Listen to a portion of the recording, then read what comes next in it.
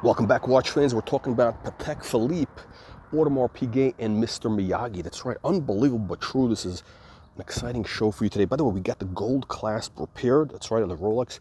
Just so you know, Rolex production quality is horrible. This gold piece, if you have a two-tone Rolex, this back piece will fall off, and Rolex will not honor their warranty because they are scumbags. Okay, Rolex is scumbags, and they're going to want to charge you like $3,000 to fix their manufacturing problems, because they use cheap Elmer's glue to glue on the two-tone gold piece, and it's going to fall off. And then what they're going to want to do is they're going to want to give you a new back piece, and they're going to want to also do a full inspection, quote unquote inspection of the watch, so they could find something wrong with a brand new watch, and then they can charge you another $1,000 to, whatever, I don't know, change your hands or whatever it is, who knows what. They're a bunch of lowlives. Anyway, let's talk about Mr. Miyagi and Audemars Piguet and Patek Philippe. So Mr. Miyagi, who we've been talking about, is a gentleman who's apparently he's an economist, he keeps making these videos which annoy me. Why they annoy me? And I like Mr. Miyagi. I think it annoys me because he uses data. He's like a data nerd, and he doesn't understand the data. He's talking about volatility and Patek Nautilus and how much volatility there is, and 30%, 32%. So first of all, I just want to say one thing, is that his prices that he puts on his charts or whatever, they're all wrong. It's all like, I don't know where he gets these numbers. The numbers, I'm not sure where he's pulling the numbers. This company Watch Charts, I think he's using, or whatever, which is basically bad data. Like Watch Charts is like, whatever. I mean, these guys pulled, it's not like a super liquid market that they're getting, thousands of transactions. They're just pulling random shit out. Okay, so I don't trust the data. The watch market is actually, believe it or not, pretty illiquid, unless you're talking about Rolex. Unless you're talking about Rolex, everything else is relatively illiquid. You can have giant swings in prices. We're talking Patek, even Patek Nautilus, even Royal Oak. You can have pretty big swings between, transactions. It's just the reality. It's a completely different animal. We're not talking Rolex Submariners, which everybody knows what they're worth. So Mr. Miyagi does this video. I think he did too. He's using the same thesis, which is, this model of Nautilus is this volatility and blah, blah, blah, and this model of Royal Oak is you'd lose your money. Listen, it's all bullshit, because this guy, it's kind of, again, I made a video before this. He's using data that doesn't really tell you. It's kind of like somebody talking about real estate, right? It's like somebody talking about real estate. Oh yeah, the real estate market.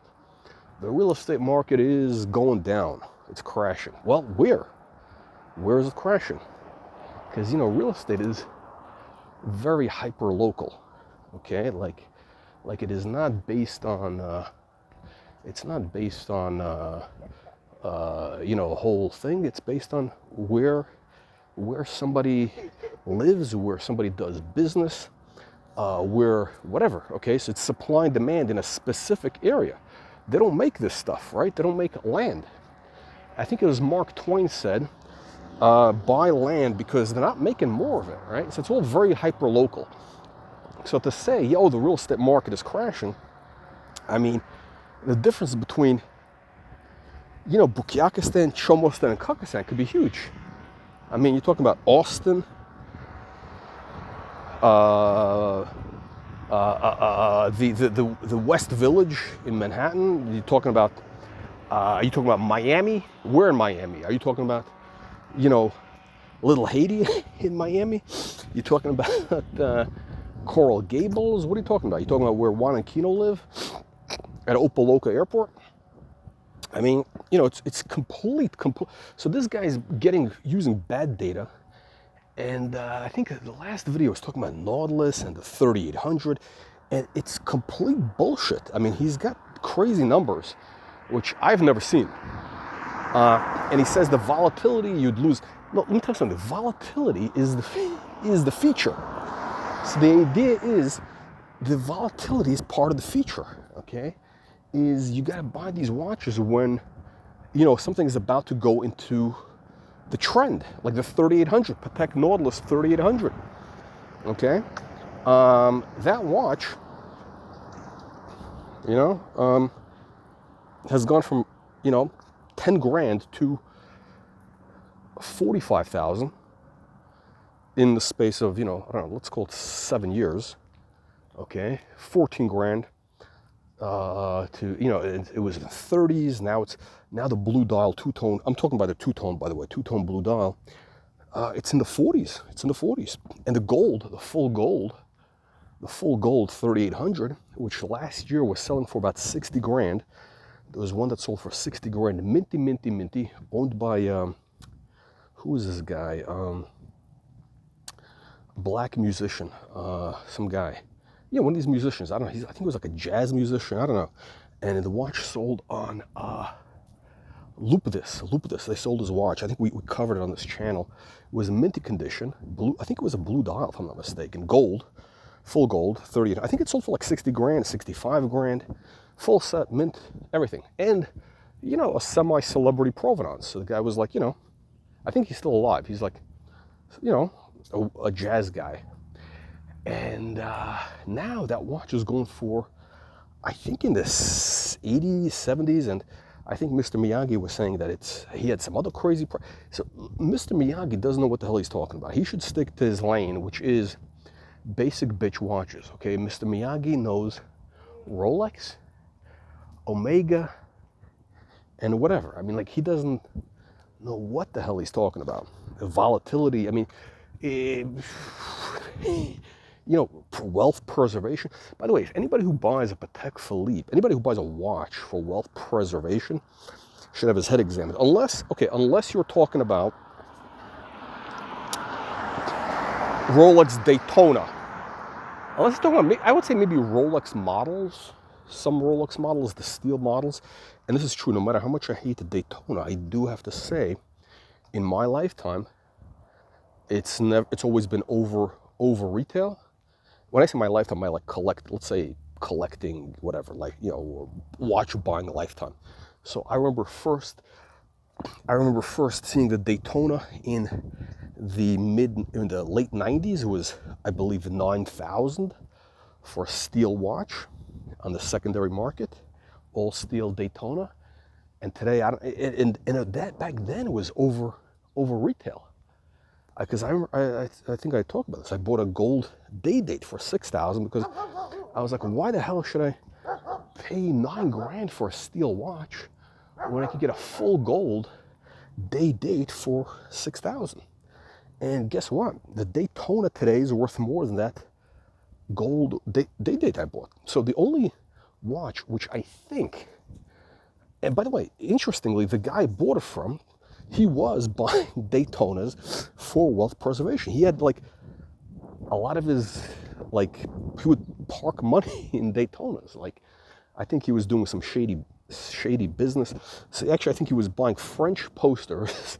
I think that market collapsed by the 2000s. But Daytonas, because I remember going to his, I was in his apartment, to pick up.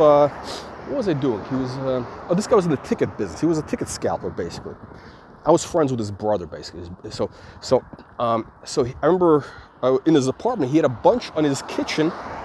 In his kitchen, he had 20 Daytonas on his counter. He had 20 Daytonas on his counter. Interesting guy. He was actually also the first guy to import, one of the first guys to import the G-Wagon, the Mercedes G-Wagon into the U.S. That's right. This guy had all sorts of hustles. He was importing G-Wagons. This is in the 90s.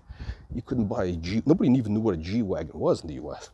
But he was importing these G-Wagons into the U.S. And I think back then, if I remember, the price was high. It was the model everybody wanted was the convertible, the cabriolet, which was I think it was 100 grand back then. And today it's, I don't know what it is. I think they'll also, I mean, the G-Wagon cabriolet was basically one of these, great assets. Outside of that, all other watches have you know, whatever volatility it's going to go, it's going to be bouncing up and down. There's no wealth preservation. There's no price stability. If you were buying a watch, and if you were relying on Mr. Miyagi for information on stability, and you're worried about stability, you can't afford the watch. Okay, you can't afford it. Just forget about it. All right, you're buying a watch. Okay, in this channel we talk about speculation. Okay, in this channel we focus on watches that could increase in value. That's pretty much it. And getting them used, almost always used, and you know, watches that have been out of favor that are going into favor. And we've been right, you know, 90% of the time. So, for example, next up is the turnograph. That's the next thing to move. Also, Asprey signed, double signed dials. That's right, Asprey double signed dials is the next thing to move. The turnograph. Okay, so everything else, let's talk about preservation and volatility, is bullshit. All right. So, by the way, speaking of volatility, so you know the Colonel, we have the Asprey Piaget dual time watch. That price has been bouncing all over the place. And by the way, that watch is available for purchase. That's right, unbelievable true. That it actually is. It's not owned by me. It's owned by an affiliated company called Dial Market. That's right. You Google it. That's right. So that watch is available for purchase. The dual time Asprey. But that watch.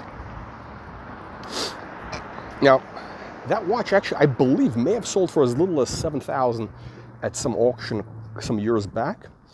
But I can tell you that the Colonel purchased that watch for a lot more, like a lot. I mean, like, well, I may have overpaid, but now that same watch, okay, is being offered in the 20s. Okay, that watch is going in the 20s right now. And the problem also is how do you get one in minty condition? So the one we have is in minty condition. There's a few that are being offered, I think, in Europe in the 20s, mid-20s euros, by the way. So you're talking about volatility. That watch, I mean, that's a huge volatility, but that's also the opportunity is in the volatility. You don't have upside without volatility. It's part of the fun. All right. So Mr. Miyagi doesn't know what the hell he's talking about, and he's giving people bad data. Mr. Miyagi, I think, is kind of like an intelligent Archie. Mr. Miyagi is actually like an intelligent. Imagine if Archie Luxury like was intelligent and actually, you know, had like a real job, and that would be Mr. Miyagi. But he doesn't know anything about like what the hell he's talking about when it comes to this topic. So Mr. Miyagi, stay in your lane. You know, we love you, but you know, stay in your lane. And that's it. Unbelievable true. So gentlemen's. Also, you know who? The other Bukyak. The other Bukyak is this Juan and Kino. Now, I don't want to compare Mr. Miyagi to Juan and Kino because Juan and Kino are Bukyaks. I mean, these guys are total, you know, Chomo Stanny Bukyak and complete low-life degenerates who know nothing. But at least Mr. Miyagi brings data. He does slides. He actually does a good presentation. I mean, he puts effort. I mean, he does put effort into his content. He does like his presentations are solid. Mr. Miyagi presentation is solid. I think what he should do next, Mr. Miyagi should do an investigation, an expose about Rolex scamming customers by making using cheap glue to hold the gold together on their two-tone watches. That's what Mr. Miyagi should be doing. That's where his efforts should be directed. Not talking about vintage, you know, he really is way off the reservation. Way off the reservation because let me tell you something, my friends. He's comparing Nautilus models like across, you know, the new one with that nylon. You know, which is the one that they have with the nylon strap? They have one with a nylon strap. The new, whatever it is, a piece of garbage. I think that's the flywheel, the fly chronograph, whatever it is, and that is trash. By the way, I'm actually very I'm a little bit skeptical of Nautilus. I'm a little bit concerned. I talked about this before. Outside of the 3800 and the 3700, the vintage models, I'm not sure Nautilus is going to have staying power. All right, so if you're watching, if you think of Patek Nautilus as a preservation of asset, you're wrong. Okay, it's purely what moved the Nautilus. Okay, the Nautilus. Let's repeat what I've said 1,000 times, which is this: the Patek Nautilus was basically an old-fashioned 70s design. Okay, it's a kitschy design. You Google it. You know what kitsch is? Kitsch. That's really what it is. It's kind of like something that a successful porn director would have worn in the late 70s. Not even a director, a producer, because the directors I don't think made any money, but the producer, for guys like making Deep Throat or whatever those movies were in the 70s, when they were on film, the Boogie Nights era, he would have worn, if he was had some taste, he would have worn a two-tone 3800 with a blue dial. That's what he would have worn. And when I thought of buying one in circa 2017, my thesis was, okay, hey, it's kind of like a vintage retro design. It's a little bit out of the style is of a 70s design. And I thought 70s design, was coming back. I mean, well, it's been coming back for, 15 years. Okay, 70s design started making a comeback in the early 2000s. But I would say, look, this thing has legs. The trend has legs. But that's what it is. It's a vintage, vintagey type of design.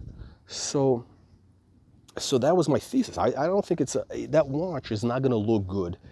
I don't think it's going to look good in 10 years. I think it's only relevant. I think that design is not going to be relevant for too much longer. That's why I'm very concerned. Whereas the Royal Oak also is from the 70s, but the difference is with Royal Oak, the way it's designed is it's more timeless. It's a much more timeless design, whereas the Nautilus has got that, flamboyant, kitschy, Boogie Nights era. It's got that real Boogie Nights flamboyant type of look. Whereas the Royal Oak, more classic, more timeless. So I think the Royal Oak is going to much more legs. I think the Nautilus, but look, the problem is what's happened is the Nautilus, there's a lot of people have bought it, people with money, right? And so there's a market, and what we have now is called agreement. Now it's interesting, Mr. Miyagi used that term, agreement, which is a term I heard from, that's a Werner Erhard term, landmark. I think they call it landmark. It used to be called Werner Erhard. I think Werner Erhard came up with everything, all the language we have today, like the word empowered, all this bullshit, like, psychology stuff, all the stuff that you hear in corporate speak. He came up with that stuff in the 50 years ago.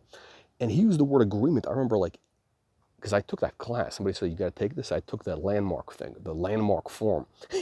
It was pretty crazy. I mean, I walked out after about, it was just a little too much for me. I couldn't deal with, I don't like being told what to do. I don't like the whole sharing. I'm not going to share with something it's basically kind of like a cult, right? But I wanted to see what it was about, because I'm interested in, how to start a cult. So I figured, let me take this landmark weekend course.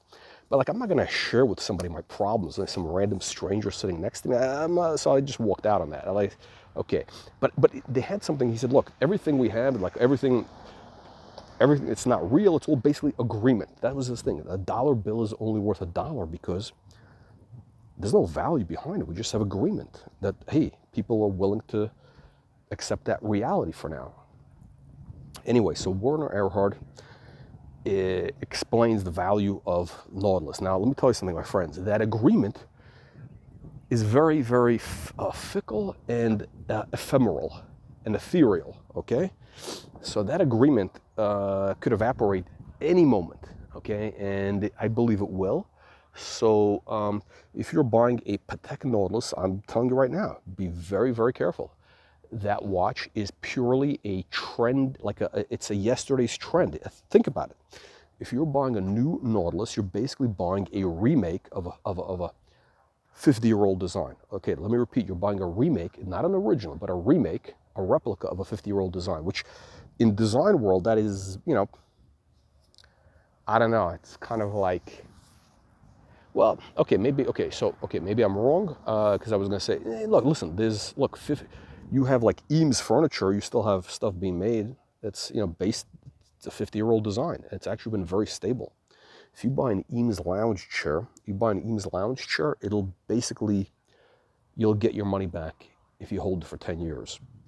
I mean, literally, the value increases 5%. By the way, Eames. Also, they use cheap glue. I had an Eames lounge chair, and the arm, I swear to God, the arm fell off. The arm on the Eames lounge chair fell off. I remember paying, I think I paid $2,500 for that chair, circa the year 2000. It was the leather, the good leather, black leather, and I think it was the brown wood, I don't know, walnut or whatever it was, I don't know. I paid, I think, $2,500. The arm fell off. And apparently the reason it fell off is because they use a cheap glue, for that rubber gasket that holds the arm. And I ended up selling it on Craigslist. I had the chair for like 5 years. The arm fell off. I think I sold it for right around that price. And I had a bunch of other like Eames furniture. I mean, new stuff, but it was, that based on that Herman Miller, the Herman Miller Eames stuff and whatever. And I pretty much got my money out. I got like everything I had. I sold and got I think I made money, or like pretty much I had it for free essentially. But that today, I think that that chair is like $5,000. I was gonna buy one. I did order one in white leather. I was living in Miami at the time. I figured, hey, let me get one in white. And fuck it, it's taken forever. And so I had to cancel. I mean, these people, and they were like real. What is it? The Herman Miller. Herman Miller is a little bit like Rolex. Herman Miller is basically a bunch of scammers, and you have to be aware of it. I mean, they do make good stuff, but they are grifters, and they raise the price 5% every year, just like Rolex. But yeah, you can have their stuff for quite a while. I think I still have an Aeron chair that needs to be refurbished. I think it's got the aluminum, the shiny aluminum base, and I remember buying it. This is like 2000. This is like fucking 20 years. I can't believe it. And today that chair is double the price. I mean, anyway, beware of Nautilus.